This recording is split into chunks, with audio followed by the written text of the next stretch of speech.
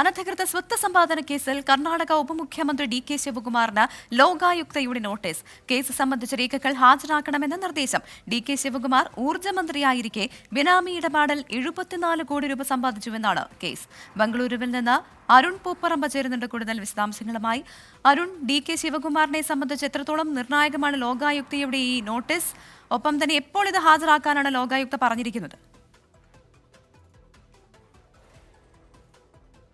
പ്രവിധ നേരത്തെ CBIയുടെ അന്വേഷണ പരിധിയിൽ ഉണ്ടായിരുന്ന ഒരു കേസാണിത്. മുൻ സിദ്ധരാമയ്യ സർക്കാരിൽ ഊർജ്ജമന്ത്രിയായിരിക്കെ അനധികൃതമായി ബിനാമി ഇടപാടിലൂടെ 74 കോടി രൂപ സമ്പാദിച്ചു എന്നതാണ് ഈ കേസ്. 2017 ഈ കേസിന്റെ നടപടികൾ ആരംഭിച്ചത്. ഇതിൽ ED ഉൾപ്പെടെ കേസ് രജിസ്റ്റർ ചെയ്തിരുന്നു. പിന്നീട് സുപ്രീം കോടതി ED കേസുകൾ റദ്ദാക്കുന്ന സാഹചര്യം ഉൾപ്പെടെ ഉണ്ടായിരുന്നു.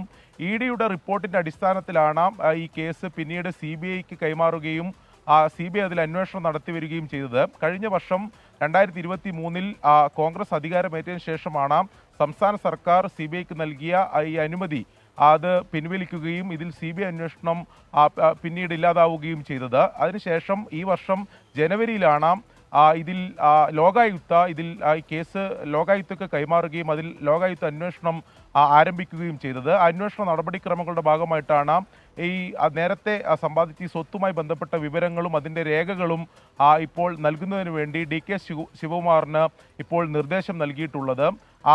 അത് നേരത്തെ പ്രവിധ സൂചിപ്പിച്ചതുപോലെ തന്നെ ഇതിലിപ്പോൾ തെരഞ്ഞെടുപ്പിൻ്റെ ഒരു പശ്ചാത്തലമുണ്ട്. അതുകൊണ്ട് തന്നെ ആ തെരഞ്ഞെടുപ്പ് പശ്ചാത്തലത്തിൽ ഇത്തരത്തിലുള്ള ഈ പ്രധാനമായും കർണാടകയിലെ ഉപമുഖ്യമന്ത്രിയാണ്, കോൺഗ്രസിന്റെ പ്രധാനപ്പെട്ട നേതാവാണ്. അത്തരത്തിൽ ഈ അന്വേഷണ നടപടിക്രമങ്ങൾ ഉണ്ടാവുക എന്നുള്ളത് രാഷ്ട്രീയ പ്രാധാന്യം കൂടി ഇതിനുണ്ട്. ഉടൻ തന്നെ ഇതിന്റെ രേഖകൾ ഉൾപ്പെടെ കൈമാറുമെന്നാണ് ഡി കെ ശിവകുമാറുമായി ബന്ധപ്പെട്ട വൃത്തങ്ങൾ ഈ ഘട്ടത്തിൽ അറിയിക്കുന്നത്. അത് പരിശോധിച്ച ശേഷമായിരിക്കും ലോകായുക്തയുടെ തുടർ നടപടികൾ ഉണ്ടാവുക.